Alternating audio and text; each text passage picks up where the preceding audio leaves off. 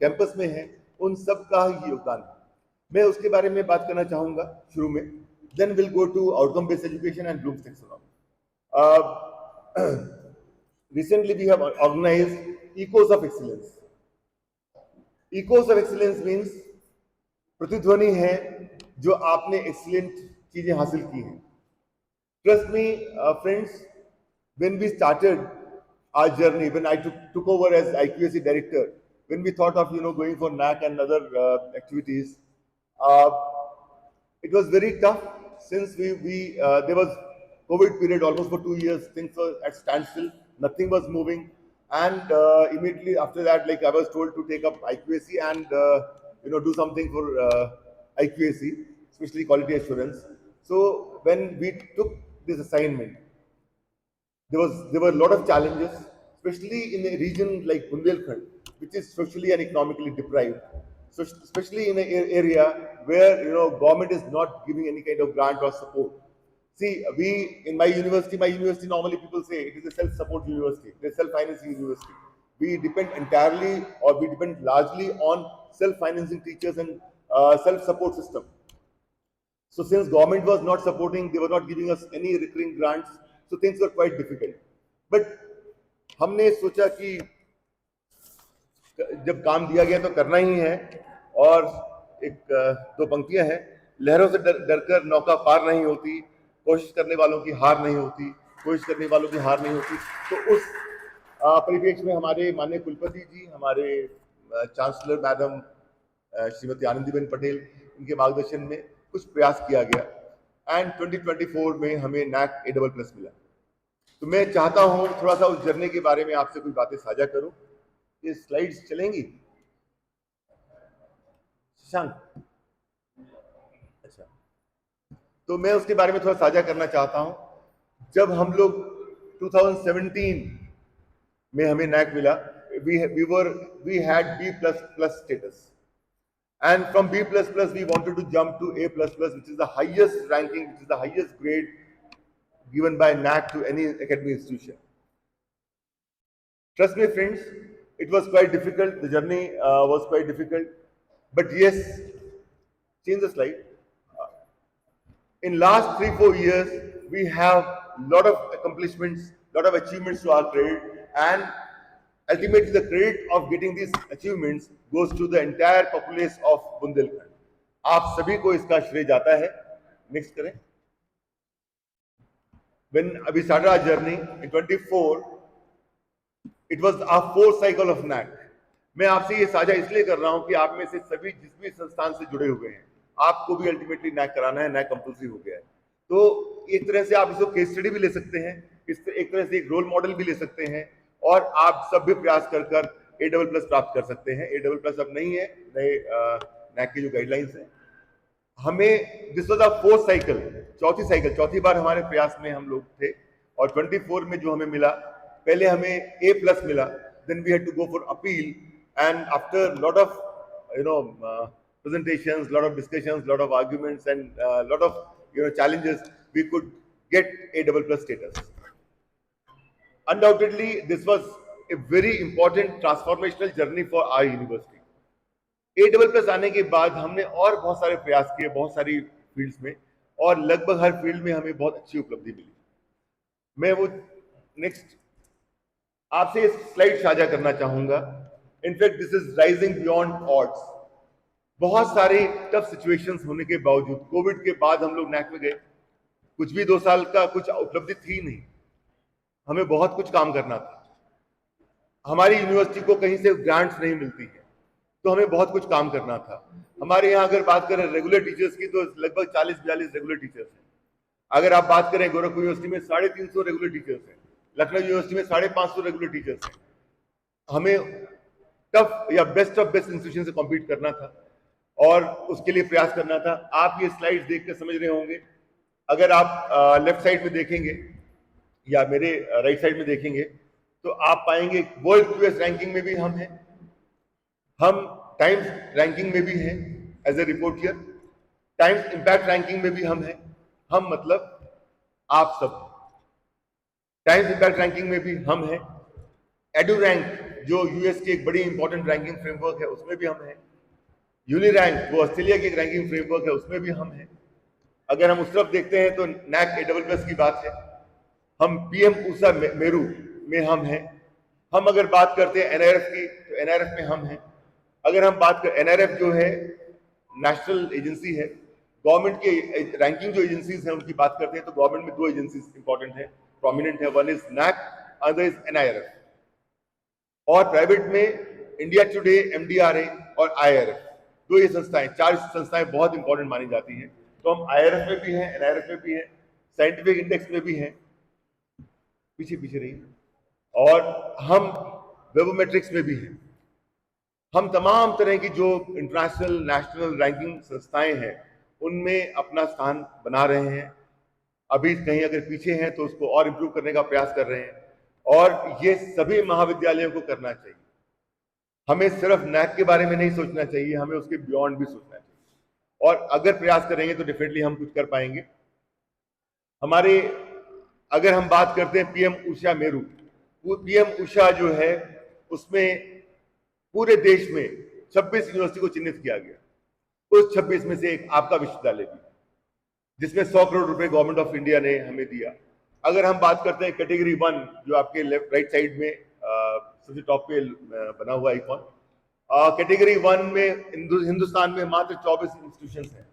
बुंदेलखंड विश्वविद्यालय जो कि गवर्नमेंट ऑफ इंडिया या गवर्नमेंट ऑफ स्टेट गवर्नमेंट के भी प्रायोरिटी पर है पूरा रीजन, जो कि यहाँ पर इकोनॉमिकल डिस्पैरिटी है, तो उसके बावजूद भी इस क्षेत्र में होने के बावजूद भी हम उन 24 विश्वविद्यालय में से हैं जो कैटेगरी 1 प्राप्त किया है।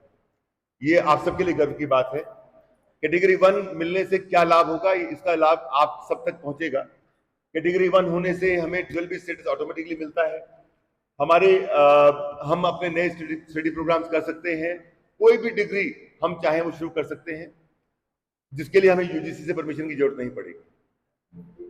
आपका महाविद्यालय, जिस भी महाविद्यालय से आप लोग हैं, अगर आपका महाविद्यालय भी नैक A++ के इक्विवेलेंट स्टेटस पा लेता है तो आप भी ऑटोनोमस स्टेटस ले सकते हैं, अपनी डिग्रीज रन कर सकते हैं, आपको विश्वविद्यालय से परमिशन की जरूरत नहीं पड़ेगी। हमें open learning, distance learning programs के लिए हम अपने सेंटर्स खोल सकते हैं, हम ऑफ कैंपस अपने स्टार्ट कर सकते हैं, हम इनोवेशन पार्क स्टार्ट कर सकते हैं, हम फॉरेन स्टूडेंट्स, कोई भी विदेशी छात्र हमारे विश्वविद्यालय में एडमिशन लेना चाहेगा, वो जैसे एम्बेसी अप्रोच करेगा, हमारे एक लेटर पर उसको तुरंत वीजा मिल जाएगा। तो इंटरनेशनल स्टूडेंट्स के यहाँ पर आने की संभावना बहुत बढ़ गई है, बहुत प्रबल हो गई है। ये कैटेगरी 1 हमें पिछले महीने ही मिला है, इसके लिए निश्चित रूप से आप सब बधाई के पात्र हैं। इसके अलावा हम इंटरनेशनल कोलैबोरेशंस, MOUs वगैरह भी कर सकते हैं, और भी कई बेनिफिट्स हैं। एक बहुत इंपॉर्टेंट चीज जो मैं आपसे साझा करना चाहता हूं, आप सभी के साथ, जो भी महाविद्यालय जहां भी आप लोग हैं, ये समझिएगा कि future of higher education is going to be incubation and innovation. Higher education का भविष्य इनोवेशन इंक्यूबेशन में है। हम जो रूटीन में पठन पाठन फिर नौकरी ढूंढना प्रयास करते थे, उससे और अधिक सोचना है। ऐसे बहुत सारे विदेश में कॉलेजेस हैं, ऐसे बहुत सारे इंस्टीट्यूशंस हैं जो अपने स्टार्टअप्स कर बच्चों से कुछ, मतलब जो स्टार्टअप्स हैं उनसे कुछ इक्विटी चार्ज लेते हैं और बच्चों से कोई फीस चार्ज नहीं करते। इतने ज्यादा मतलब इससे पॉसिबिलिटीज हैं। हमने भी आपके विश्वविद्यालय में एक इंक्यूबेशन सेंटर की स्थापना की है जिसका नाम बेसिक है, Bundelkhand active startup incubation council. इस काउंसिल के माध्यम से हम अपने क्षेत्र में जो स्टार्टअप्स हैं उनको प्रमोट कर रहे हैं, उनको हैंड होल्डिंग कर रहे हैं, उनकी मेंटरिंग कर रहे हैं। आपके महाविद्यालय में भी कोई छात्र जिसके पास कोई अच्छा एंटरप्रेन्योरशिप का आइडिया है, कोई स्टार्टअप का आइडिया है, उसको आप बेसिक में रेफर कर सकते हैं, उसको मोटिवेट कर सकते हैं कि एक स्टार्टअप अपना करे। मैं आपको बता दूं, ऐसे बहुत सारे स्टार्टअप्स हैं जो यूनिकॉर्न बन जाते हैं। यूनिकॉर्न मतलब $1 बिलियन से अधिक जिसका टर्नओवर है। $1 बिलियन का टर्नओवर जिसका है, उसका अगर 3% इक्विटी शेयर भी आपके कॉलेज को मिलता है तो आप समझिए कितना बड़ा ह्यूज अमाउंट है। ठीक है, 250-300 करोड़ का आपको वो एक संस्था, एक ऑर्गेनाइजेशन आपको दे देगी। अगर ऐसा आप करते हैं तो निश्चित रूप से आपको बच्चों से फीस लेने की जरूरत नहीं पड़ेगी। 2-4 अच्छे स्टार्टअप्स को हम प्रमोट कर पाए। 2 साल पहले हमने इस बेसिक की स्थापना की थी। झांसी में लोगों को इंक्यूबेशन, इंक्यूबेटी, स्टार्टअप, इनका अर्थ ही नहीं पता था। उस संघर्ष के बावजूद हमने अपने विश्वविद्यालय में इंक्यूबेशन सेंटर स्थापित किया, और आप देखेंगे बुंदेलखंड यूनिवर्सिटी के पास इस वक्त 43 स्टार्टअप्स हैं। ये अपने आप में बड़ी उपलब्धि है। BHU के पास बायोनेस, जिसको सेंट्रल गवर्नमेंट से 10 करोड़ की ग्रांट मिली है, उनके पास मात्र 21 स्टार्टअप्स हैं। तो हमारे यहाँ पर स्टार्टअप डिफरेंट डोमेन्स में काम कर सकते हैं। जो फार्मेसी के स्टूडेंट्स हैं वो फार्मास्यूटिकल्स में काम कर सकते हैं, मेडिसिन के में काम कर सकते हैं, एजुकेशन में काम कर सकते हैं, एग्रीटेक में काम कर सकते हैं, फिनटेक में काम कर सकते हैं, डिफरेंट डोमेन, एग्रीटेक में काम कर सकते हैं, ड्रोन टेक्नोलॉजी में काम कर सकते हैं। आने वाला समय झांसी और बुंदेलखंड के लिए बहुत ब्राइट होने वाला है। हमारे डिफेंस कॉरिडोर आ रहा है, हमारा बीडा बहुत तेजी से काम कर रहा है, ललितपुर में ड्रग पार्क आ रहा है। तो निश्चित रूप से बहुत पोटेंशियल है, बहुत स्कोप है। अगर हमारे युवाओं को हम थोड़ा प्रेरित करें स्टार्टअप्स और इनोवेशन के लिए, तो हम इसमें भी बहुत उत्तम कर सकते हैं और छात्रों को, स्टूडेंट या युवाओं को नौकरी ढूंढने की जरूरत नहीं पड़ेगी। वो एम्प्लॉयमेंट सीकर नहीं, एम्प्लॉयमेंट गिवर बन जाएंगे। इसके लिए भी प्रयास करना चाहिए। तो मैं चाहता था कि आप सब तक ये बात पहुंचे कि इंक्यूबेशन, हर महाविद्यालय अपने यहाँ एक इंक्यूबेशन सेंटर बना सकता है। इसमें भी नैक, ये जो भी मैं बातें कर रहा हूं उन सब के वेटेज हैं नैक, NRF में, सब जगह उनके वेटेज हैं। नेक्स्ट, अगर हम बात करें NRF की, आपका विश्वविद्यालय NRF के 10 डोमेन्स में है। 2021 से 2021 से हम लोग NRF में फार्मेसी हमारा टॉप 100 में आता है। हर साल 200, 250, 300 नए संस्थान जुड़ जाते हैं। कॉम्पिटिशन बहुत टफ है। लगातार 4 साल से टॉप 100 रैंकिंग में बने रहना, ये अपने आप में बड़ी उपलब्धि है। और आपके विश्वविद्यालय का फार्मेसी विभाग टॉप 100 में बना हुआ है। लास्ट ईयर हम लोगों को NRF में 74th रैंक प्राप्त हुआ था। और इसके अलावा हम स्टेट यूनिवर्सिटीज की बात करें, स्टेट यूनिवर्सिटीज में अगर आप जो लाल लाइन से लिखा हुआ है, लाल रंग से, आप देखेंगे 51 से 100 के ब्रैकेट में हैं हम। टॉप 51 से 100 के ब्रैकेट में बुंदेलखंड विश्वविद्यालय है NRF की रैंकिंग में। ये बहुत बड़ी उपलब्धि है। इसके अलावा हम 10 डोमेन्स में हम लोगों ने पार्टिसिपेट किया है। 10 डोमेन्स हमारा ओवरऑल कैटेगरी है यूनिवर्सिटी का। इंस्टीट्यूट ऑफ फार्मेसी है, मैनेजमेंट है, आर्किटेक्चर टाउन प्लानिंग है, इंजीनियरिंग है, लॉ है, एग्रीकल्चर है और इनोवेशन, साथ साथ सस्टेनेबिलिटी और रिसर्च। इन 10 डोमेन्स में आपके विश्वविद्यालय ने NRF में पार्टिसिपेट किया है। मित्रों, एक बात हमें समझनी होगी, हम JNU से कॉम्पीट नहीं कर रहे हैं, हम हार्वर्ड यूनिवर्सिटी से कॉम्पीट नहीं कर रहे हैं। आपका विद्यावती ग्रुप ऑफ इंस्टीट्यूशन बहुत शानदार इंस्टीट्यूशन है, इसका इंफ्रास्ट्रक्चर बहुत अच्छा है, आपके टीचर्स बहुत अच्छे हैं। अभी मैं आपकी जो प्रगति आख्या सुन रहा था, बहुत ही इंप्रेसिव प्रगति आख्या है। प्रोफेसर रिछारिया मैडम ने बहुत अच्छे से उसको बताया। और पर हमारा कंपटीशन उनसे नहीं है, कंपटीशन अपने आप से होना चाहिए। हम कितना किस डोमेन में बेहतर कर सकते हैं। और हार्वर्ड यूनिवर्सिटी के सर्कमस्टेंसेस अलग है। हमारे क्षेत्र में फर्स्ट जनरेशन स्टूडेंट आता है। हमारे महाविद्यालयों में ऐसे बच्चे आते हैं जिनके पिताजी स्कूल गए ही नहीं या कॉलेज तो देखा ही नहीं। कई ऐसे बच्चे होते हैं, बांदा जालौन में हम जाते हैं तो उनके लिए झांसी आना तो मतलब बहुत बड़ा शहर देख लिया, कानपुर जाना बहुत बड़ा शहर देख लिया, दिल्ली, चेन्नई और मुंबई की तो बात ही नहीं करते हैं। तो हमारे यहाँ जो छात्र आते हैं वो एक अलग लेवल के आते हैं, उनकी ट्रेनिंग, उनकी एजुकेशन एक अलग लेवल पे होगी। तो निश्चित रूप से अंतर बहुत है। तो हमें हार्वर्ड से, ऑक्सफोर्ड से कम्पीट नहीं करना है, हमें JNU से कम्पीट नहीं करना है। हमें अपने सर्कमस्टेंसेस में जो हम डिफरेंट डोमेन से बेस्ट कर सकते हैं उसका प्रयास करना है। और वो प्रयासरत आपका विश्वविद्यालय भी है, हमारे माननीय कुलपति भी हैं और उस प्रयास में हम लोग कुछ हासिल भी कर रहे हैं। नेक्स्ट, आपको जान के बड़ा गर्व होगा, बहुत खुशी होगी, एडुरैंक, जो कि US की एक बहुत बड़ी संस्था है। अगर हम रैंकिंग फ्रेमवर्क की बात करें तो इंटरनेशनली दो बड़ी एजेंसीज हैं, एक QS रैंकिंग और दूसरी टाइम्स रैंकिंग। टाइम्स रैंकिंग का जो है full form times higher education ranking है, THE। ये दोनों बड़ी इंपॉर्टेंट संस्था है। इसके अलावा भी इंटरनेशनली बहुत सारी और संस्थाएं हैं जो रैंकिंग करती है, जिनपे लोग ट्रस्ट करते हैं और उस रैंकिंग को देखकर बच्चे विभिन्न महाविद्यालयों या विश्वविद्यालय में एडमिशन लेते हैं। एडुरैंक जो है US की एजेंसी है जो रैंकिंग प्रदान करती है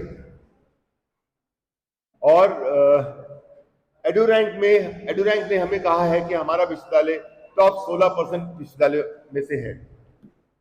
139 रैंक पे हमें रखता है वो।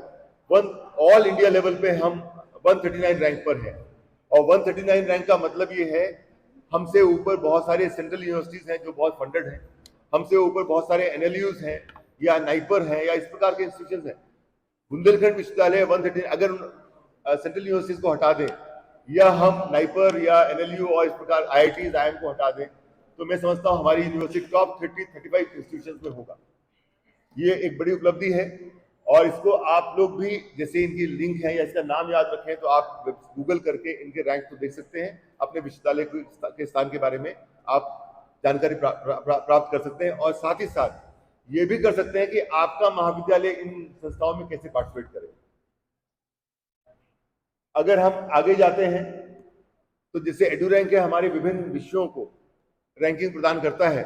इंडिया में बायोलॉजी जो है 256 रैंक पर है हमारा विश्वविद्यालय, केमिस्ट्री में 259 रैंक पर है, एनवायरमेंटल साइंस 251 रैंक पर है, फिजिक्स 286 रैंक पर है, मेडिसिन फार्मेसी 230 रैंक पर है, कंप्यूटर साइंस 289 रैंक पर है। अब ये रैंकिंग जो जब करते हैं ग्लोबली, ये आपका बिब्लियोमेट्रिक को देखते हैं, आपके साइटेशंस को देखते हैं। तो हमारे साथ में चेयरमैन सर हैं, मैं चेयरमैन सर से कहूंगा कि जितने भी आपके यहाँ जो महाविद्यालय में शिक्षक हैं, उनको आप अपने महाविद्यालय के नाम से लॉगिन दीजिएगा। एक कम से कम ईमेल आईडी महाविद्यालय के नाम से होना चाहिए। तो जो भी आप लोग मेल करते हैं, वेरी नाइस, और ये बहुत अच्छी बात है। तो अब आपको क्या करना है, अगला कदम, अपने मेल आईडी से आपको सब जगह रजिस्टर करना है। रजिस्टर करना है जितने भी संस्थाओं में आप करते हैं, चाहे वो रिसर्च गेट है, पीछे युवा साथी बैठे हैं, कितने लोग आप में से रिसर्च गेट जानते हैं? रिसर्च गेट में कितने लोग रजिस्टर्ड हैं? वेरी नाइस, 3-4 लोग हैं, अच्छी बात है, पर सभी को होना चाहिए। रिसर्च गेट पे, विद्वान पे, जितने भी इस प्रकार के प्लेटफॉर्म्स हैं, उन सब पे आपका रजिस्ट्रेशन होना चाहिए। गूगल स्कॉलर पे भी आपका रजिस्ट्रेशन होना चाहिए और आपके जो रिसर्च पेपर्स है वहां से वो अपने आप डेटा गैदर हो जाता है।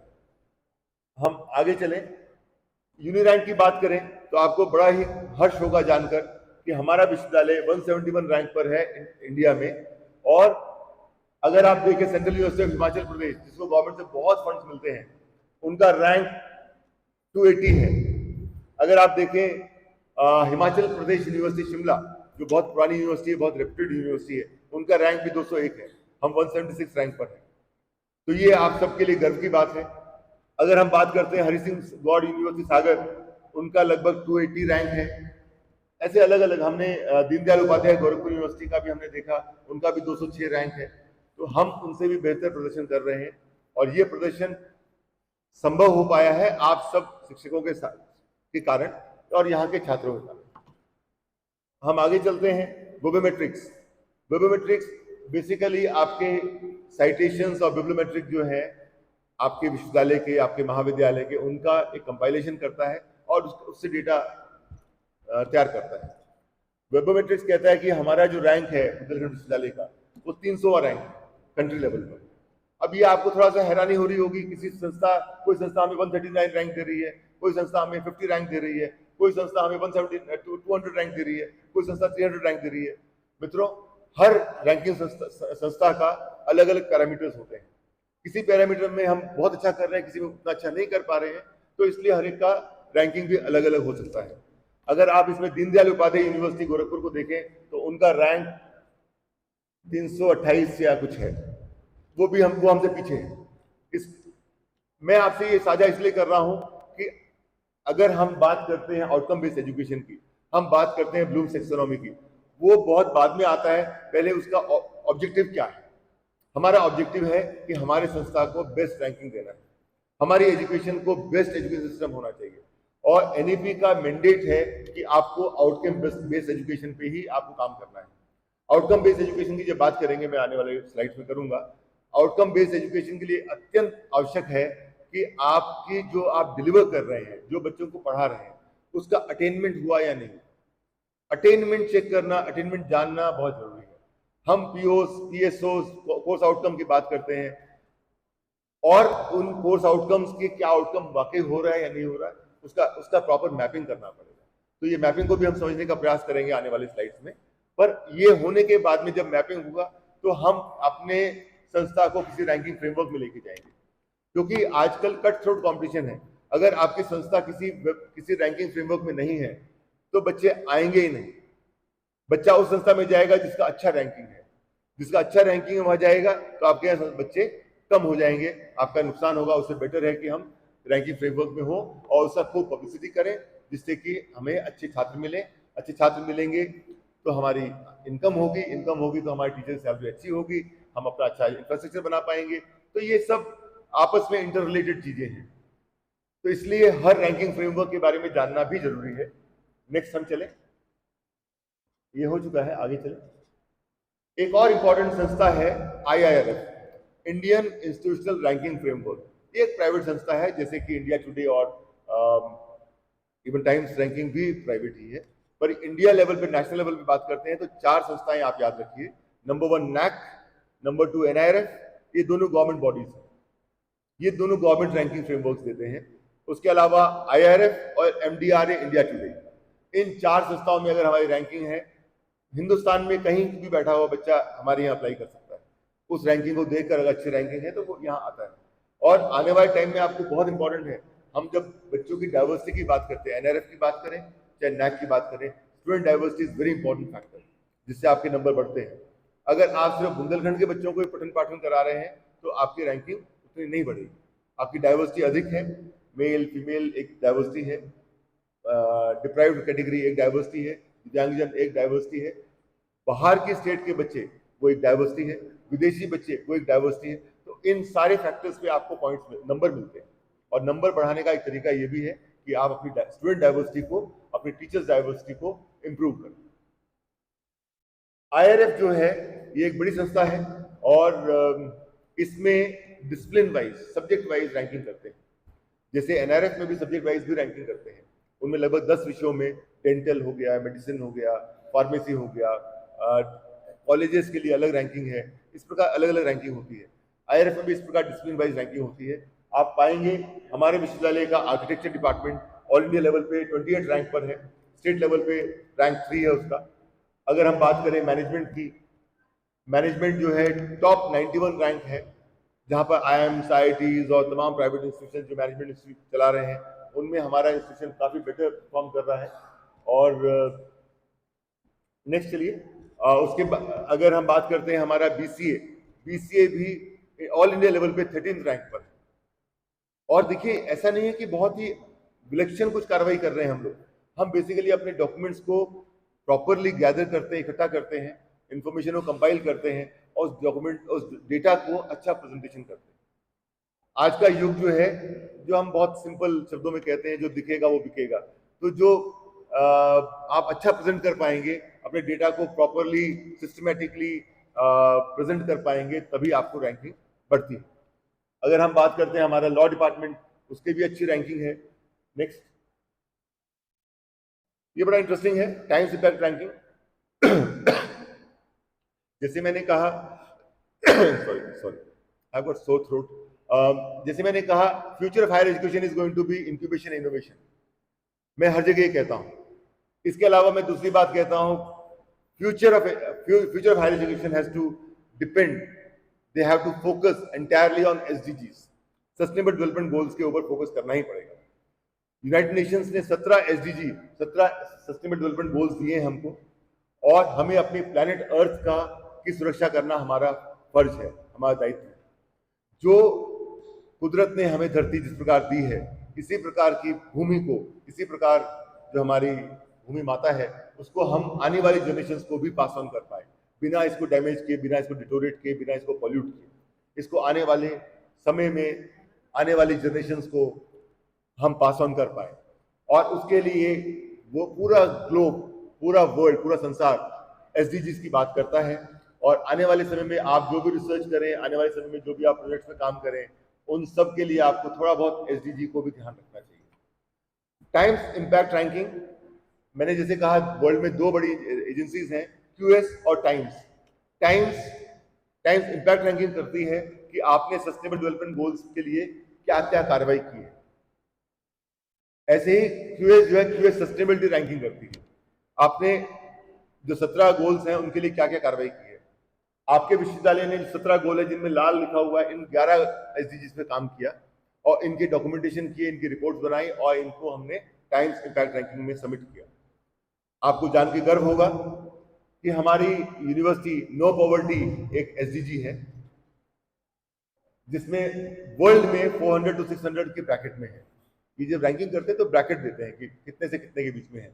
तो हजारों संस्थाओं ने, मेरे ख्याल से 40,000 संस्थाओं ने भाग लिया, और हमारा जो रैंक है 400 से 600 के बीच में है। हमारा सस्टेनेबल सिटीज की बात करें तो उसमें भी हम 400 से 600 के बीच में है।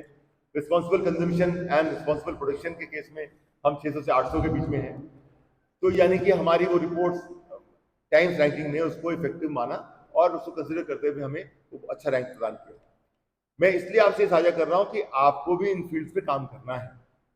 आप सिर्फ ये सोचें हम आउटकम बेस्ड एजुकेशन पे काम कर लें और हमारी रैंकिंग सुधर जाएगी, नहीं। We have to think of many other factors. But मैं विद्यावती ग्रुप ऑफ इंस्टीट्यूशन को बधाई देना चाहता हूं कि आपने ये जिम्मा लिया कि आपने आउटकम बेस्ड एजुकेशन पे एक वर्कशॉप रखी है, एक एफडीपी प्लान कर रहे हैं, जिससे लोग जागरूक हो सकें और उस फील्ड में अच्छा काम कर सकें। इसके लिए विद्यावती ग्रुप ऑफ इंस्टीट्यूशन बधाई का पात्र है। और ये एक माननीय कुलपति हैं किसी विश्वविद्यालय के, उन्होंने एक ग्रुप में गवर्नर मैडम को मैसेज किया था, तो मैंने यहाँ साझा कर दिया आपके साथ।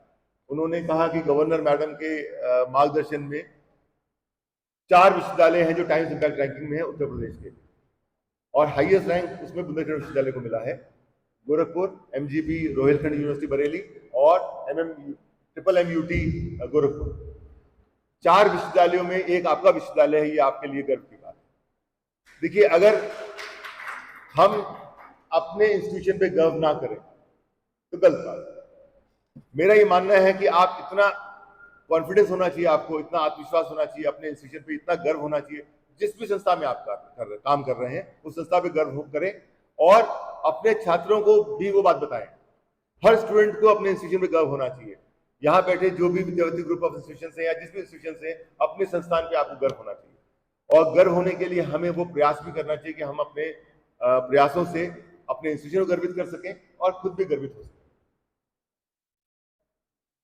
ये मेरा पहला फेज था जो मैं आपसे थोड़ा साझा कर रहा था कि हम आपके विश्वविद्यालय की उपलब्धियां क्या थी। अब हम आते हैं Bloom's taxonomy and outcome based education पर। साथियों, इसमें पहले मैं बहुत मोटे तौर पे बता दूं, न्यू एजुकेशन पॉलिसी 2020 जो इंप्लीमेंट की जा रही है, थोड़ा हेस्ट में की जा रही है, थोड़ा जल्दबाजी में की जा रही है। बहुत अच्छा कॉन्सेप्ट था, बहुत अच्छी पॉलिसी है। इसको अगर थोड़ा समय के साथ में धीरे धीरे इंप्लीमेंट किया जाता तो निश्चित रूप से बहुत अच्छा होता, परंतु बहुत जल्दबाजी में इंप्लीमेंट किया गया, तो इसीलिए आज तक कंफ्यूजन है लोगों के। बहुत सारे पॉलिसी मेकर्स, हम लोग कई लेवल पे डिस्कशन करते हैं, और बहुत सारे पॉलिसी मेकर्स और बहुत सारे सीनियर प्रोफेसर और वाइस चांसलर्स भी कई चीजों के बारे में उनको क्लैरिटी नहीं, पर क्योंकि आदेश आया है इसलिए इंप्लीमेंट हुआ किया जा रहा है। पर चलिए, क्योंकि हमें करना है तो इस पे काम करना ही है। एनईपी 2020 में एक बहुत इंपॉर्टेंट मैंडेट है outcome based education. Outcome based education क्या है, इसको समझना पड़ेगा। इसका बेसिक उद्देश्य यह है कि जो हम कोर्स डिजाइन करते हैं, अब 2 चीजें हैं। सबसे पहले हम बात करते हैं प्रोग्राम और कोर्स। मेरे साथी वहां बैठे हैं, प्रोग्राम क्या होता है, कोई बताएगा आप में से? What is a program? Outcome based education में सबसे पहले समझने की जरूरत है प्रोग्राम और कोर्स समझते हैं। प्रोग्राम क्या होता है, कोई बताएगा आप में से? ऐसे ही कुछ ही बोल दीजिए। देखिए, हाँ प्लीज प्लीज।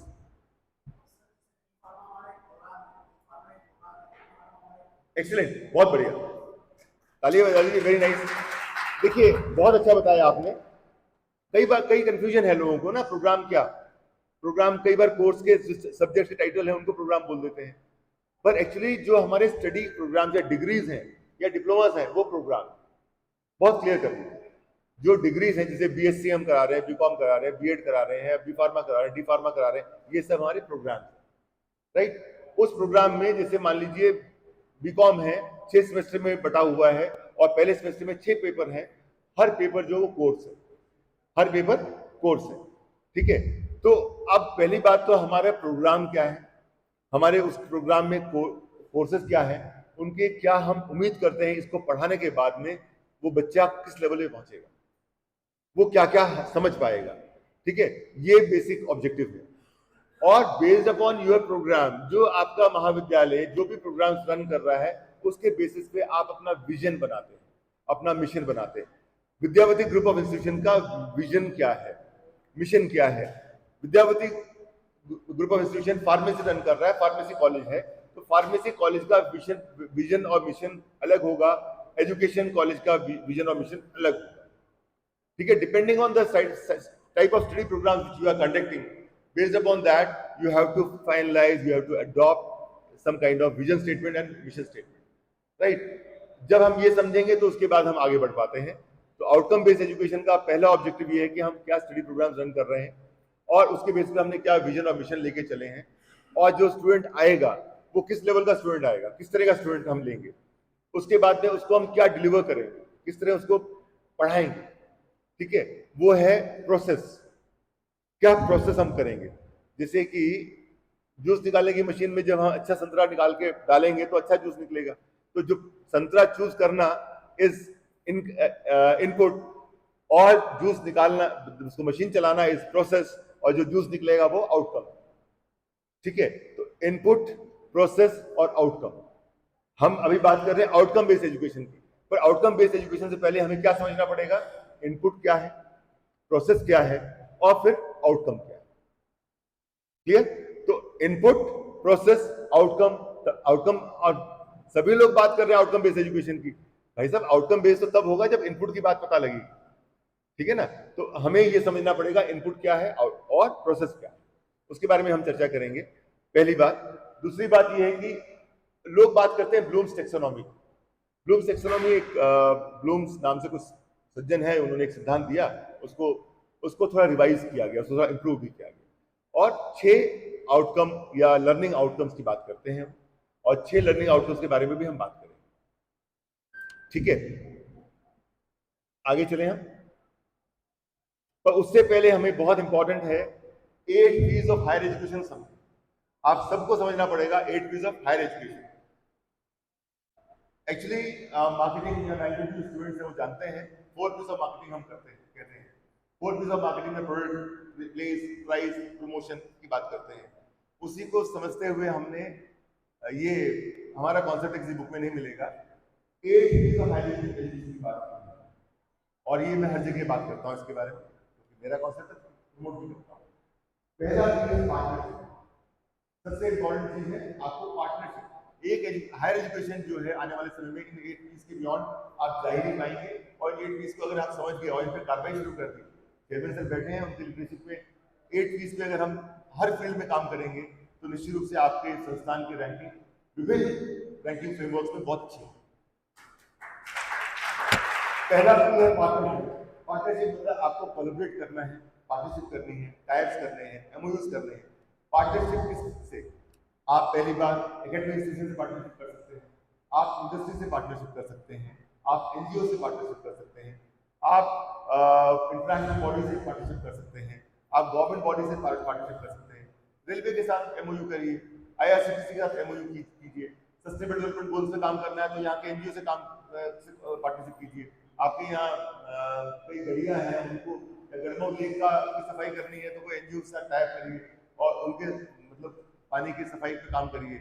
या इस प्रकार और भी social welfare, women welfare, child welfare, stray animal welfare, किसी भी फील्ड में आप काम कर सकते हैं, तो उसके लिए आपको एमओयूज करने पड़ेंगे, कोलैबोरेट करना पड़ेगा। This one thing. कोलैबोरेट करने का मतलब अगर आप रिसर्च गेट पे, जैसे मैंने कहा, रिसर्च गेट पे आप अपने आप को रजिस्टर करते हैं और आपका इंटरेस्ट है कि मुझे फार्मेसी के इस पर्टिकुलर सब्जेक्ट में अपना एक नया रिसर्च पेपर लिखना है, तो रिसर्च गेट पे आप सवाल डाल दीजिए कि कितने लोग मेरे से कोलैबोरेट करना चाहते हैं, मैं इस पेपर पे काम करना चाहता हूँ, तो वो आपके पास आ जाएंगे आइडियाज। या आपको लगता है कि मुझे पीएचडी करनी है फार्मेसी, उस पर डालिए मुझे पीएचडी करनी है, कोई नया टॉपिक बताइए। तो ऐसे बहुत सारे रिसर्चर हैं वर्ल्ड ओवर जो आपको टॉपिक्स बताते जाएंगे, तो उनमें से जो आपको बेस्ट लगे उस पर आप काम कर सकते हैं। तो कोलैबोरेशन बहुत इंपॉर्टेंट है, पार्टनरशिप बहुत इंपॉर्टेंट है, आपके रिसर्च के लिए भी बहुत इंपॉर्टेंट है, आपके प्रोजेक्ट्स के लिए भी बहुत इंपॉर्टेंट है, आपके सस्टेनेबल डेवलपमेंट गोल्स के लिए बहुत इंपॉर्टेंट है, इनोवेशंस के लिए बहुत इंपॉर्टेंट है। राइट, मैं बहुत ज़्यादा डिटेल में नहीं जाऊंगा, इसमें हमने तो बहुत पेजेस लिखे हैं इसमें, पर पार्टनरशिप का मतलब मोटे तौर पे है आपको कोलैबोरेट करना है। और चाहे वो नैक हो चाहे एनआरएफ, आप जब तक कोलैबोरेट नहीं करेंगे आपकी रैंकिंग नहीं होगी। तो आपको एमओयूज करने हैं। मेरे विश्वविद्यालय ने लगभग 135 एमओयूज कर रखे हैं, जिसमें से लगभग 28 इंटरनेशनल एमओयूज हैं। तो जब हम कर सकते हैं तो आप सब भी कर सकते हैं और करना चाहिए। तो पहला स्टेप है partnership. Second step is publication. Next important चीज इज पब्लिकेशन। जब तक आप लिखेंगे नहीं तब तक आप दिखेंगे नहीं। इंटरनेशनली आपको दिखना पड़ेगा और लिखेंगे नहीं तो दिखेंगे। Go for publication. पब्लिकेशन जरूरी नहीं है कि हमारा रिसर्च पेपर स्कोपस में ही हो, वेब ऑफ साइंस में ही हो। छप जाए तो बहुत सी बात है, वो तो होना ही चाहिए, परंतु न्यूज़पेपर में आर्टिकल लिखो, किसी मैगजीन में आर्टिकल लिखे, पॉपुलर आर्टिकल लिखे, हम किसी बुक चैप्टर लिखे, हम खुद अपनी एडिटोरियल बुक निकालें, हम कोई जर्नल निकालें। आपका कॉलेज कोई जर्नल भी निकाल सकता है अलग अलग सब्जेक्ट में। तो ये पब्लिकेशन होना बहुत जरूरी है। पब्लिकेशन में कई प्रकार के हैं, आप बुक्स लिख सकते हैं, चैप्टर्स लिख सकते हैं, आप रिसर्च पेपर लिख सकते हैं, रिसर्च आर्टिकल लिख सकते हैं, पॉपुलर आर्टिकल लिख सकते हैं। फाइन, इस प्रकार आपको उस फील्ड में भी काम करना चाहिए और इसके लिए बहुत जरूरी है आप कोलैबोरेटिव करें। मान लीजिए मैं पीएचडी करा रहा हूँ, मेरे एक स्टूडेंट है किसी पर्टिकुलर टॉपिक पर पीएचडी कर रहा है, वो एक पेपर लिखता है, मेरा नाम भी डाल देता है, हम बड़े खुश हो जाते हैं। मेरा ये सबको कहना होता है कि हम 2 से काम नहीं करिए, 4 लोगों को जोड़ दो। जेएनयू में मेरा कोई मित्र है या एचएससी गढ़वाल यूनिवर्सिटी मेरा कोई मित्र है, मैंने उसको भी जोड़ दिया, उनसे भी कुछ इनपुट सलाह ले लिया, तो क्या हो, वो कोलैबोरेटिव रिसर्च है, तो आपको उसका नंबर मिलेगा और आपके साइटेशन बढ़ जाएंगे। आपका पेपर यहाँ तो लोग पढ़ेंगे, गढ़वाल यूनिवर्सिटी के लोग भी देखेंगे, तो आपका साइटेशन बढ़ेगा। श्रीलंका के किसी बंदे से कर लीजिए, बांग्लादेश के किसी बंदे से कॉन्वर्ट कर लीजिए, मलेशिया के किसी बंदे से कॉन्वर्ट कर लीजिए, आपको साइटेशन में लाभ मिलेगा। ठीक है, तो हमको इस फील्ड में नंबर 2 की is publication. So number 1 is partnership, number 2 is publication. Third important is patents. IPR, intellectual property right. बहुत धूम मची हुई है, सारे इंस्टीट्यूशंस आईपीआर पेटेंट्स के पीछे लगे हुए। तो हमारा महाविद्यालय क्यों नहीं, हमारे उत्तर निवासी क्यों नहीं, हम सबको पेटेंट्स पे काम करना है। पेटेंट्स में हमारी नींव और हमारा हल्दी तक जर्मन वालों ने पेटेंट करा दिया, ये सब जानते हैं। तो हमने पेटेंट क्यों नहीं कराया? पेटेंट 2 प्रकार के होते हैं, one is publishing A patent, publish किया जाता है, दूसरा पेटेंट ग्रांट होता है। पेटेंट ग्रांट है आपके डिजाइन पर, टेक्नोलॉजी पर ग्रांटेड होता है, और पब्लिक आपके आइडिया पे, कॉन्सेप्ट पे, फिलॉसफी पर पेटेंट पब्लिश होता है। तो किसी भी फील्ड में आप पेटेंट्स के ऊपर भी काम करें, 2-4 पेटेंट होना चाहिए। अभी मैं आपको बता दूं, जो भी गवर्नमेंट इंस्टीट्यूशंस में जाने का प्लान कर रहे हैं भविष्य में, यूजीसी 2025 में नई पॉलिसी लेके आ रही है, नई रेगुलेशन लेके आ रही है, UGC regulation for teachers. Dasani madam को अच्छा लगे जानकर, उसमें लगभग 10 डोमेन्स है मैम, जिसमें आपको स्कोर लेना पड़ेगा। अभी जो टीचर्स का प्रमोशन होता है एपीआई स्कोर के लिए हम रिसर्च पेपर देखते हैं, पीएचडी कितनी गाइड की वो देखते हैं, परंतु आने वाले समय में आपको 10 डोमेन्स में से कम 5 में नंबर लेने पड़ेंगे, नहीं तो प्रमोशन नहीं होगा। ठीक है, तो क्या है, उससे आपका रिसर्च बढ़ेगा ना, आपकी संस्था को भी बेनिफिट होगा। अब ये 10 डोमेन्स क्या है, मोटे तौर पे उसमें से यही 8-9 डोमेन्स हैं, बाकी फिर आपका एकेडमिक से। तो इंपॉर्टेंट क्या है, आपके पेटेंट नहीं है तो आपको प्रमोशन ही नहीं मिलेगा। आपने अगर स्टार्टअप नहीं शुरू करवाए, स्टार्टअप को मेंटरिंग नहीं की, हैंड होल्डिंग नहीं की, तो आपको प्रमोशन नहीं। Right, so patent is very important.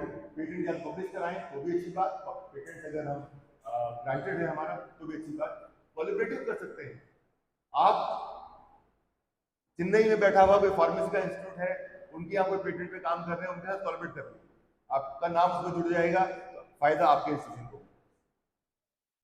Patents पे काम करना बहुत जरूरी है। नेक्स्ट की इज प्रोजेक्ट्स। मैं जानता हूँ प्राइवेट इंस्टीट्यूशन में बहुत डिफिकल्ट होता है प्रोजेक्ट, सरकारी संस्था में तो मिल जाते हैं, गवर्नमेंट इंस्टीट्यूशन में मिल जाते हैं, प्राइवेट इंस्टीट्यूशन में थोड़ा डिफिकल्ट होता है, पर प्रयास किया ही नहीं जाता। गवर्नमेंट में बहुत सारी स्कीम्स हैं, आप में से कितने लोगों ने ministry of environment, ministry of forest की वेबसाइट देखी है? मुझे नहीं लगता किसी ने देखी है। आप में से कितने लोगों ने आईसीएसआर की वेबसाइट देखी है? कम लोगों ने देखी है। आप में से कितने लोगों ने डीएसटी, मिनिस्ट्री ऑफ साइंस की वेबसाइट देखी है? कम लोगों ने देखी। देखिए, उनपे बहुत सारी स्कीम्स हैं, बहुत सारे प्रोजेक्ट चलते हैं, उनके लिए अप्लाई करिए।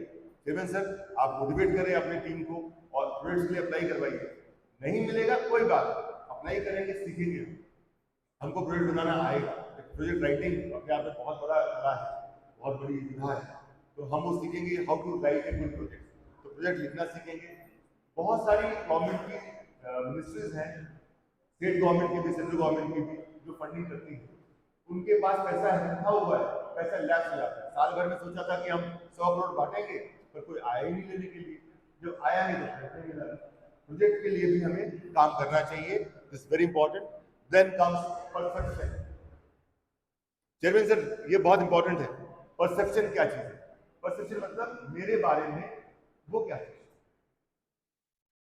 फलाना क्या सोचता है। हम लोग आपस में बात करते हैं ना, बंदा क्या सोचता है मेरे बारे में, पीछे से चुगली कर रहा है, पीछे से तारीफ कर रहा है, तो ये बहुत इंपॉर्टेंट है। ट्रस्ट फ्रेंड्स, वर्ल्ड ओवर जितनी भी संस्थाएं हैं जिनकी रैंकिंग करते हैं, सबसे ज्यादा तवज्जो, सबसे ज्यादा वेटेज परसेप्शन को। हम बात करें परसेप्शन, पहले तो परसेप्शन की बात करते हैं।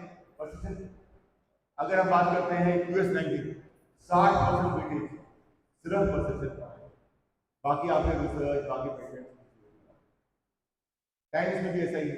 एनआरएफ की बात करें, लगभग 20% नंबर, 100 में से 20 नंबर परसेप्शन एनआरएफ। अगर हम बात करें नैक की, नैक में करते हैं वो स्टूडेंट सैटिस्फैक्शन सर्वे, ट्रिपल एस बोलते हैं, स्टूडेंट सैटिस्फैक्शन सर्वे, उसमें लगभग 120 नंबर, तो वो 120 नंबर परसेप्शन के। परसेप्शन, पहली बात तो लोग क्या सोचते हैं आपके विषय में। अब वो लोग हैं हमारे स्टूडेंट्स या हमारे स्टेक होल्डर, स्टूडेंट्स, उनके पेरेंट्स, हमारे एलुमनाई, हमारे उनके जो स्टूडेंट्स के एम्प्लॉयर हैं, वो आम जनमानस, शहर के लोग आपके संस्थान के बारे में क्या सोचते हैं, वो परसेप्शन बहुत इंपॉर्टेंट है। अब ये परसेप्शन कलेक्ट करते हैं वो संस्था, ठीक है, और वो आपके एलुमनाई कैसे हैं, उनको आपने कितना आपके साथ जोड़ के रखा। जो बच्चे यहाँ से पास आउट हुए वो आते हैं या नहीं आते, अपने टीचर्स की रिस्पेक्ट करते हैं या नहीं करते, आप संस्था के बारे में क्या सोचते हैं। आपकी फील्ड में फार्मेसी जैसे आपका विषय है, तो फार्मेसी के जितने वर्ल्ड ओवर प्रोफेसर हैं वो आपकी संस्था को जानते हैं नहीं जानते। और परसेप्शन कैसे बदलेगा? परसेप्शन बदलेगा प्रेजेंस से। परसेप्शन और प्रेजेंस को मैंने साथ में रखा है।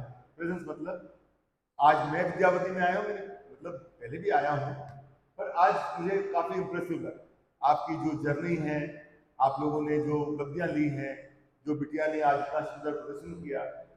मतलब मेरा परसेप्शन विद्यावती के लिए अगर यहाँ था तो अब यहाँ, ये मेरी यहाँ मेरी प्रेजेंस होने से मेरा परसेप्शन बनता है।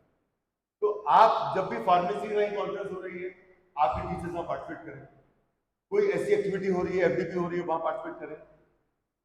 गुरु हरकृष्ण डिग्री कॉलेज से मैडम यहाँ पर है, तो मैडम को मैंने देखा, मैंने कहा गुरु हरकृष्ण डिग्री कॉलेज बहुत अच्छे लोग हैं, उनकी मैनेजमेंट बहुत पॉजिटिव है, वो चाहते हैं कि हमारा संस्थान अच्छा करे।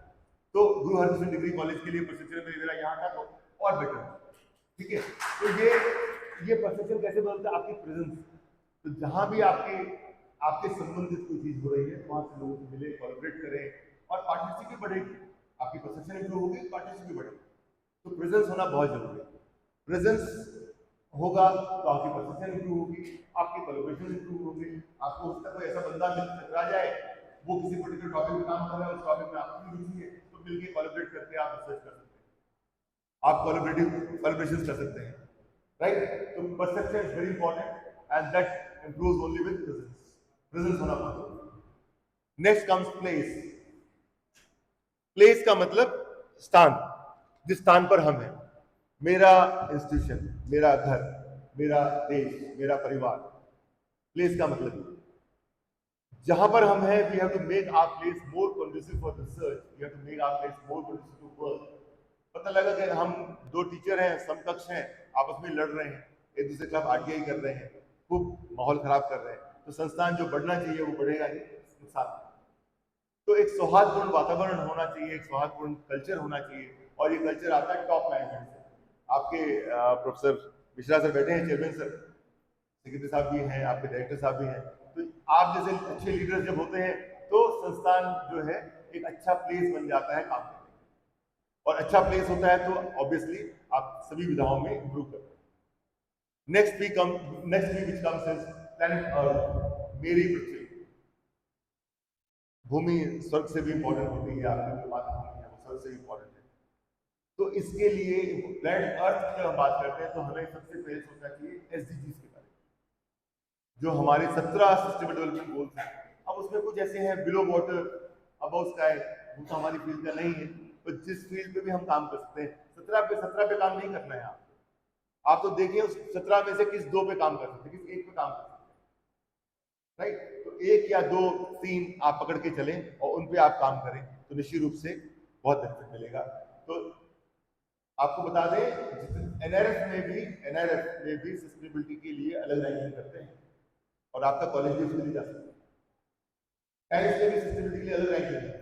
तो सभी संस्थाओं ने हायर एजुकेशन को, क्योंकि यहाँ से वो बच्चे निकलते हैं जो उस राष्ट्र का भविष्य होंगे, अगर उनको हमने बच्चे बचपन से बता दिया कि एसडीजी के ऊपर काम करें, उसके लिए जागरूक कर दिया हमने, तो वो आने वाले समय में वो उस तरह का डैमेजिंग नहीं होंगे जो बाकी लोग होते हैं। ठीक है, तो हायर एजुकेशन इंस्टीट्यूशंस को अवेयर करना बहुत जरूरी है, इसलिए एसडीजी की बात होती है। और एसडीजी के बारे में आपको भी प्रयास करना चाहिए अपने कोर्स कंटेंट में। जो हम बात कर रहे थे इनपुट, आउटकम बेस्ड एजुकेशन में सबसे इंपॉर्टेंट क्या है? इनपुट में देखना है कि हमने जेंडर इक्वलिटी को डाला या नहीं डाला, नो पॉवर्टी को डाला या नहीं डाला, हमने सस्टेनेबिलिटी को डाला या नहीं डाला, वो इनपुट होना जरूरी है। तब तो आउटकम की बात करेंगे ना। आउटकम की बात कब करेंगे? जब हमने इनपुट कर दिया। मैंने पैसा दिया तब तो कुछ मुझे मिलेगा ना। तो पैसा देना इज इनपुट एंड मिलना इज आउटपुट, सिंपल सी बात। ठीक है, तो सस्टेनेबल डेवलपमेंट गोल्स बहुत इंपॉर्टेंट है और इसलिए आपके जितने भी रिसर्च, जितने भी प्रोजेक्ट, जितने पब्लिकेशन, जितना भी आपका काम एजुकेशन की डिलीवरी, ये सब में एसडीजीज के ऊपर बात होनी चाहिए। Next comes prolific startups. बहुत इंपॉर्टेंट है, जैसे मैंने शुरुआत में ही कहा था, फ्यूचर ऑफ हायर एजुकेशन के लिए 2 इंपॉर्टेंट चीजें, एक एसडीजी है और एक इनोवेशन इंक्यूबेशन। तो आपको स्टार्टअप से काम करना ही पड़ेगा, आप बच नहीं सकते। ठीक है, और इससे फायदा क्या होगा? आपने एक बच्चा, आपके कॉलेज से एक बच्चा भी एक अच्छा स्टार्टअप बना लेता है तो पहली बात तो उसकी जिंदगी बदल गई, उसके परिवार की जिंदगी बदल गई और उसने 100-200 लोगों को एम्प्लॉयमेंट भी दिया। इसके अलावा आपके इंस्टीट्यूशन को भी फायदा, आपका नाम, अच्छा एंटरप्रेन्योर हमने पैदा कर दिया तो बहुत बड़ी बात। और हर फील्ड में कोई ये कहता है कि साहब हम तो सोशल वर्क पढ़ाते हैं, इसमें क्या एंटरप्रेन्योरशिप कर सकते हैं। कोई कहता है कि हम तो हिंदी पढ़ाते हैं, इसमें क्या एंटरप्रेन्योरशिप कर सकते हैं। नहीं, मेरा ये कहना है कि हर फील्ड में संभावनाएं हैं। अब मैं थोड़ा आपको ये बता दूं, स्टार्टअप और एंटरप्रेन्योर में थोड़ा सा अंतर है। एंटरप्रेन्योर, शर्मा स्वीट्स बढ़िया मिठाई की दुकान खोल दी, बहुत अच्छा कमा रहे हैं, वो एंटरप्रेन्योर। मिठाई की दुकान आपने खोली तो उसका मतलब आपके बीट एरिया में, आपके जो आसपास के सर्कल में लोग हैं, वही आपके यहाँ से मिठाई ले पाए। पर अगर उसमें आपने टेक्नोलॉजी जोड़ दिया, if you have added some input of technology, आप वेबसाइट के माध्यम से शर्मा लड्डू बेचने लग जाओ या रिशालिया लड्डू बेचने लग जाएं, तो चेन्नई में बैठा हुआ बंदा भी रिशालिया लड्डू खरीद पाए टेक्नोलॉजी के माध्यम से। तो वो स्टार्टअप। अगर आप स्टार्टअप और एंटरप्रेन्योरशिप में इतना सा अंतर है बस, जो आमतौर पर लोग नहीं समझते हैं। पर फैक्ट, स्टार्टअप की बात तो करते हैं पर बेसिकली आपको वेबसाइट, ऐप या इस प्रकार की कोई टेक्नोलॉजी का डेवलपमेंट करते हुए स्टार्टअप की बात करते हैं। तो आप हर फील्ड में आजकल तो जैसे आपका नर्सिंग चलता है, आपका फार्मेसी चलता है, बायोडिग्रेडेबल इक्विपमेंट्स आ रहे हैं, ऐसे सिरिंज जो बायोलॉजिकली अपने आप डिग्रेड हो जाए। एक जो आपने किसी पेशेंट को बेडशीट दे दी, वो बेडशीट दोबारा कोई पेशेंट यूज नहीं करना चाहता, तो ऐसा हो कि वो एकदम तुरंत डिस्पोज कर दे बिना नेचर को हार्म किए। आजकल अभी तिरुपति की बात कोई कर रहा था मुझसे, तिरुपति तिरुमला देवस्थानम सुना होगा आपने, वहां पर सब जाते हैं, बाल कटवाते हैं, तो वहां अभी केले के तने में से कुछ रेशा निकाल के ब्रश बनाया जाता है। वन टाइम यूज है ब्रश, नेचर से निकाल के, वो पेड़ का तना, केला काटने के बाद तना बेकार हो जाता है, उससे ब्रश बना के, उससे दाढ़ी या जो भी करना है साबुन लगा के उसका फेंक, तो वो दोबारा किसी को यूज नहीं करना। तो एक तो वो आपके लिए हाइजीनिक है, दूसरा आपके लिए वो नेचर फ्रेंडली है, तीसरा वो कॉस्ट सेविंग भी होगा। तो ये जो इस प्रकार कोई इनोवेटिव आइडिया पे काम कर पाता है वो स्टार्टअप्स के लिए काम कर सकता है। ठीक है, आई होप मेरी बात समझ में आ रही है, आप तक पहुंच रही है, बहुत ज्यादा बोर नहीं है, क्योंकि नहीं, मैं नॉर्मल वैसा टीचर हूं जो मतलब कोशिश करता हूं कि बात पहुंचे, है ना। अगर मैं बहुत टफ शब्दों का प्रयोग करूंगा तो शायद मुश्किल होगा, इसलिए मेरा डिलीवरी भी शायद हिंदी ज़्यादा है जो आप तक पहुंचे। तो ये 8 चीज बहुत इंपॉर्टेंट, हम इसको एक बार रिवाइज करते हैं। पहला चीज partnership, number 2 publication, number 3 patents, number 4 projects. फिर से कहते हैं partnership, publication, patents and projects. ये एक सेट है।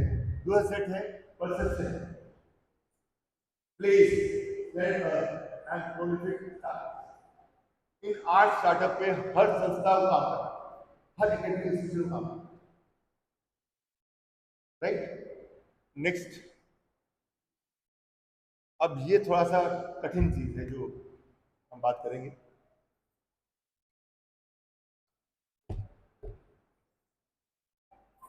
जब हम बात करते हैं आउटकम बेस्ड एजुकेशन या जो आप एफडी कर रहे हैं, आई डोंट नो आने वाले जो टीचर्स हैं कितना क्या बताएंगे, पर आपको बता दें आउटकम बेस्ड एजुकेशन में 3 इंपॉर्टेंट चीज है, PO, PSO and C. PO is program outcome, CO is course outcome, PSO is program specific outcome. ठीक है, इन 3 को समझेंगे। अब बड़ा इंटरेस्टिंग है, मैं आपसे साझा करना चाहता हूं कि आपके महाविद्यालय के लेवल पे जब तक आप ऑटोनोमस नहीं होते, आप लर्निंग बेस्ड या आउटकम बेस्ड एजुकेशन को इम्प्लीमेंट ढंग से नहीं कर सकते। ये अभी तो हम कर रहे हैं सर, पर सिलेबस कौन बना रहा है, क्वेश्चन पेपर कौन बना रहा है, पुस्तकालय बना रहा है। वो पेपर बना, सिलेबस बना के आपको दे देते, आपको उसको रन करना है। पेपर वो बनाएगा, एग्जाम आप करवाएंगे, फिर बात जांचेंगे।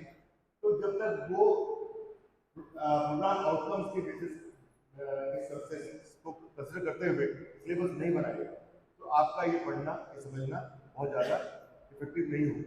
पर ये समझना इसलिए जरूरी है कि हायर एजुकेशन की जो एनईपी का एक पार्ट मैंडेट समझ जाएंगे, और जब हमें पॉलिसी मेकिंग का कोई टाइम मिलेगा तो हम वोट करेंगे। Program outcomes, PSO and CO ये बहुत इंपॉर्टेंट है, पर वो तब है जब हम सिलेबस दें। बी फार्मा का सिलेबस आपने अगर बनाया होता तब आप ये सब की बात करते, राइट। तो क्योंकि आपने बनाया नहीं तो अभी उसके लिए मतलब उसको इम्प्लीमेंट नहीं कर सकते हैं, पर हाँ ये समझ सकते, तो समझने की हम बात करते हैं।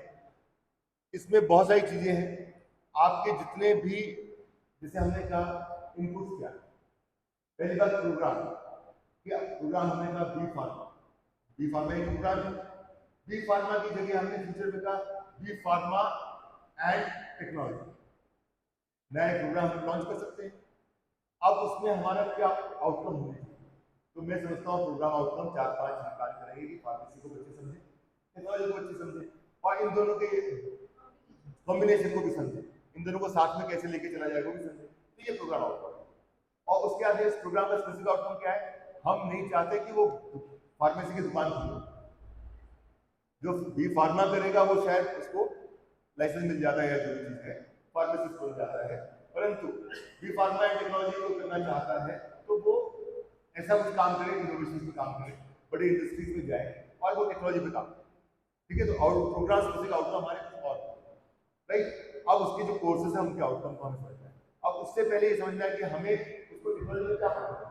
हम उसको कंप्यूटर के बारे में बताएंगे, उसको एआई के बारे में बताएंगे, हम उसको वर्चुअल रियलिटी के बारे में बताएंगे, उसको हम ऑगमेंटेड रियलिटी के बारे में बताएंगे, उसको ब्लॉकचेन टेक्नोलॉजी के बारे में बताएंगे। भाई हमें क्या क्या उसको इनपुट करना है, राइट, वो इनपुट बहुत जरूरी है। इसके साथ साथ हमें उसमें जेंडर इक्विटी भी कहीं ना कहीं आना चाहिए, उसमें सस्टेनेबिलिटी भी कहीं ना कहीं उसको कवर करना चाहिए। तो ये आउटकम्स को हमें प्लान करना पड़ेगा, उस आउटकम्स को हमें पीओ, पीएसओ और सीओ में डालना, राइट। अब जब हम ये समझ जाते हैं तो इसको जो हमने समझा, इसको हमें सबसे पहले क्या करना है, अपने बोर्ड ऑफ स्टडीज। अब 3-4 बॉडीज होती हैं हर इंस्टीट्यूशन। अगर आप ऑटोनोमस इंस्टीट्यूशन होते या आप भविष्य में बनेंगे तो आपको ये समझना है कि आपको पहले एक स्टाफ काउंसिल होता है। फार्मेसी का एक डिपार्टमेंट है, उसको डिपार्टमेंट काउंसिल बोलते हैं या डिपार्टमेंटल कमेटी बोलते हैं, और डिपार्टमेंट कमेटी या स्टाफ काउंसिल जो भी है उनके आपस में डिसीजन के बाद में एक आप सिलेबस फ्रेम करें, उसको आप लेके जाते हैं board of studies. Board of studies उसको अप्रूव करता है। बोर्ड ऑफ स्टडीज में आपके पास कुछ एक्सपर्ट्स होते हैं, आप इंटरनल एक्सपर्ट्स भी लेते हैं और बाहर से भी एक्सपर्ट्स बुलाते हैं, और उसके मंथन चिंतन के बाद आप सिलेबस फ्रेम फाइनल करते हैं, and then that has to go to academic council. Academic council में पास होता है और उसके बाद में एग्जीक्यूटिव काउंसिल में पास, तब जाके सिलेबस इम्प्लीमेंट होते हैं, तब जाके आपको कोर्स रन, और वो ये सारी चीजें उसमें आपको इंश्योर करना है कि पीओ, पीएसओ और सीओ का इसमें इनपुट सारी चल। अब ये इंपॉर्टेंट क्या है कि इसमें जो हम इनपुट देंगे उसके लिए हमारे स्टेक होल्डर उनसे जो है हमारे सारे फैकल्टी से, हमारे अलुमनाई से, हमारे स्टूडेंट्स के पेरेंट्स से, उसके बेसिस पे हम अपना विजन और मिशन बनाएं कि हमारा विजन ये है कि विद्यावती ग्रुप ऑफ इंस्टीट्यूशन एक ऐसा नई कोर्सेज शुरू करे जो फार्मेसी और टेक्नोलॉजी में अलग ही फील्ड में अलग ही लेवल पे और उन बच्चों को 100% एम्प्लॉयमेंट मिले।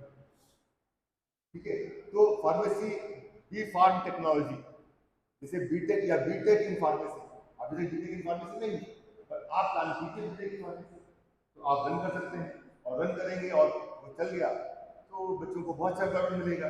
ये एक बात है। और बी फार्मा भी है तो उसको जरूरी है कि जो पीसीआई ने दिया आप उसको एग्जीक्यूट कर सकते हैं। ठीक है, पर नॉर्मली क्योंकि जो जहाँ पर सेकेंडरी बॉडीज है वहाँ पर आप सिलेबस में बदलाव नहीं कर सकते, फिर वैल्यूएटेड कोर्सेज आप ऐड कर सकते हैं जो कि नॉन क्रेडिट वाले हैं। तो बेस्ड ऑन दिस आप कलेक्टिव व्यूज, सबके इकट्ठा व्यूज लेने के बाद में उसको आप एक ब्लूप्रिंट बनाते हैं, एग्जीक्यूशन बनाते हैं, जो कि आपके हाईएस्ट बॉडी से पास कराएंगे और उसको फिर इम्प्लीमेंट करेंगे अपने विजन ऑफ। और ये भी वही बात है कि आप अपने सोसाइटी से, अपने इंडस्ट्री से, प्रोफेशनल बॉडी से या स्टेक होल्डर से इनपुट लेंगे और विजन काम करेंगे। नेक्स्ट आगे चलें। ये बहुत पॉपुलर चर्चा में है, हाई एजुकेशन, हर आदमी ग्रोथ टेक्नोलॉजी की बात कर रहा है, पर मैं समझता हूँ कि 70% लोग समझते ही नहीं है क्या। आपसे विद्वान लोग हैं, आप काफी कुछ आप लोगों ने पढ़ा होगा, क्या ये मैनेजमेंट की है, तो हो सकता है कि बहुत लोग नहीं जानते हैं, पर थोड़ा एक फैमिली आज क्योंकि पहला दिन है, बहुत दिन नहीं जाऊंगा मैं, पर ये आपको फैमिलाइज जरूर करूँ, आपको मोटे तौर समझ आएगा इसमें बेसिकली कॉग्निटिव लर्निंग की बात होती है और इसमें 6 लेवल्स या 6 लेवल्स। ये 6 लेवल्स क्या क्या है? सबसे पहला काम है कि हमने जो उठाया क्या बच्चा उसको याद कर पाए। अब याद तो हमने करा दिया, हमने कहा कि जैसे हमने कहा कि economics, what is the definition of economics, बच्चे को 3 बार 4 बार समझा के इकोनॉमिक्स में पढ़ा। ठीक है, उससे रख लिया तो वो रिमेंबर कर। पर अब जब हमसे एग्जाम लेंगे तो उसके लिए कैसे आउटपुट कैसे जज करेंगे कि उसने वो पढ़ा, तो उसके लिए क्या सवाल होना है? What is the theory of economics, what is the definition of economics, right? तो ये आपने उस जज कर लिया कि वो रिमेंबर कर पाया या नहीं कर पाया, याद रख पाया या नहीं। तो इन 6 में जो है सबसे पहला रिमेंबर है, नंबर 2 इज अंडरस्टैंड, वो रट तो गया इकोनॉमिक्स डेफिनेशन, पर क्या समझा उसका, तो उसको समझा ही नहीं समझा, उसके लिए अपने क्रॉस क्वेश्चन कि भैया हमारे देश की इकोनॉमिक्स कैसे है। जब पहला सवाल करेंगे तो उसकी उसकी उसकी गहराई समझ में आएगी, बच्चे को समझ आएगा, वो अंडरस्टैंड। नंबर 3 इज अप्लाइंग, उस थ्योरी को जो उसने सीखा है उसको क्या अप्लाई कर सकता है, एप्लीकेशंस भी आप बात करते हैं। फिर उसको एनालाइज, उस थ्योरी जैसे हमने कहा लाइट जल रही है सब जगह, तो सबसे पहले करंट क्या होता है, बच्चों को पढ़ाते हैं साइंस, करंट समझ जाए। करंट समझने के बाद में उससे हम बोलेंगे कि करंट डेफिनेशन बता दें, ये करंट की थ्योरी जो भी किसने दी होगी, कब दी, कहाँ दी, कैसे दी, उसका यूनिट क्या होता है या है। और उसके बाद में उसकी अंडरस्टैंडिंग, उसका एप्लीकेशन, सर्किट बना, सर्किट कैसे ब्रेक है तो वो क्या लाइट जलेगी नहीं जलेगी कैसे, ठीक है, वो एप्लीकेशन। फिर उसका एनालाइजेशन, आमतौर पर मैं आपको बता दूं ये 4 लेवल भी अगर आप अगर 4 लेवल भी आप लोग हासिल कर पाते हैं तो बढ़िया। लोग जो है ना आमतौर पे बात करते हैं ग्रुप शिक्षा में कि 6 के 6 लेवल हासिल करना है, 6 के 6 लेवल हासिल नहीं हो पाते हैं, इनको हम कहते हैं level L1 L2 L3 L4 L5 L6, right? तो नेक्स्ट है evaluating and last one is creating. अगर इसने इकोनॉमिक्स समझ लिया, उसने करंट समझ लिया, उसने सारी थ्योरी समझ ली, तो वो क्या एक नया बल्ब पैदा कर पाएगा, क्या वो क्रिएट कर पाएगा, क्या थॉमस अल्वा एडिसन ने किया था तो क्या बना पाएगा, ठीक है, तो वो वाली बात है उस लेवल की बात, राइट। हम नेक्स्ट आगे जाते हैं। थोड़ा I hope it is visible to all. Okay, यही जो चीज मैंने आपसे कही, remember, understand, apply, analyse, evaluate and create. These are 6 levels of लोन सेक्स। कि बच्चे को अब ये अगर आपने समझ लिया तो इसका एप्लीकेशन आप क्या करते हैं, आप कैसे करते हैं? तो जब आप अपने बच्चों से क्लास में एजुकेशन देते हैं, अभी एनुअल एग्जाम तो आपके हाथ में नहीं, आप देते हैं इंटरनल टेस्ट। इंटरनल टेस्ट में आप पहले बच्चे को जितने भी आपके थ्योरीज हैं या जितने भी कॉन्सेप्ट हैं, जितना भी फंडामेंटल्स है, वो बताएंगे, फिर उसको बोले याद कर, फिर उसको समझ। तो वो उसकी जजमेंट जो है आप क्लास में एमसीक्यू क्वेश्चन के माध्यम से दे सकते हैं, आप डिस्कसिव क्वेश्चन के माध्यम से दे सकते हैं। तो जो आप सवाल पूछेंगे उन सवालों में ये शब्द आने चाहिए या इनका प्रभाव आना चाहिए या इनका भावार्थ, right. Remember, understand, apply, analyze, evaluate, and create. These are 6 steps or 6 levels of Bloom's system. आगे चले हम। बहुत सिंपल सी बात है, रिमेंबर मैंने कह दिया, परंतु रिमेंबर के लिए सवाल कैसे पूछेंगे? रिमेंबर का अर्थ तो ये है टू रिट्राइव, रिकॉल और recognise relevant knowledge from long term memory. पर इसके लिए सवाल क्या पूछेंगे? हमारे जो नीचे वाला हिस्सा है, हमारे सवाल में जो वर्ड्स आए, हमारे सवाल में क्या वर्ब आना चाहिए? Define, define knowledge, describe the functioning of exercise, identify what are the parts of the body, identify करो, लिस्ट करो, ठीक है। ये सब जब आते हैं, ये वर्ड्स जब आते हैं, तो आप रिमेंबर को की आउटकम को चेक कर सकते हैं कि बच्चा रिमेंबर कर पाया या नहीं कर पाया, उसके आउटकम को आप जज कर पाएंगे तब जब आप ये वर्ड्स करेंगे, ठीक है। ये सारे वर्ड्स आमतौर पर यूज किया है। Tell me something about your background, tell me something about your institution, वो अपने स्थिति में बताएंगे। ये सवाल है कि उसको याद है कितने कोर्सेज आपके यहाँ चलते हैं, कितने प्रोग्राम आपके यहाँ चलते हैं, जिससे पूछा जाए तो वो याद नहीं आएंगे। इससे रिमेंबर के लिए इस तरह के सवाल पूछे जाते हैं, ये वर्ब्स यूज किए जाते हैं। और अगर आप अपना डिसीजन बनाएं इंटरनल टेस्ट है तो उसमें ये वर्ब्स आए, राइट। नेक्स्ट आगे चलें, मैपिंग के बारे में बात करूंगा। Next is understand. Understand basically कि उसका उस चीज को समझ पाया है, तो रट लिया डेफिनेशन को आगे तो उसका कॉन्सेप्ट समझना है।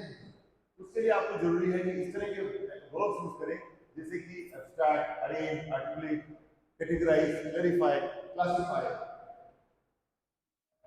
जैसे हमने कहा tell me about your what are the different body parts, ठीक है, ह्यूमन एनाटॉमी में पढ़ते हैं, बॉडी पार्ट्स की बात जब की तो हमने वो रिमेंबर किया। Classify the functions of body part, जब फंक्शंस पूछा गया तो बोलेगा हाँ हमारा रेस्पिरेटरी सिस्टम है, हमारा रेस्पिरेटरी सिस्टम है, जो भी बोलेगा उसके बारे में बताएगा, तो वो उसको हाँ इसका मतलब समझ सिस्टम, बॉडी के सिस्टम को समझने के लिए हमको ये सारे वर्ड्स यूज करते हैं। हम लोग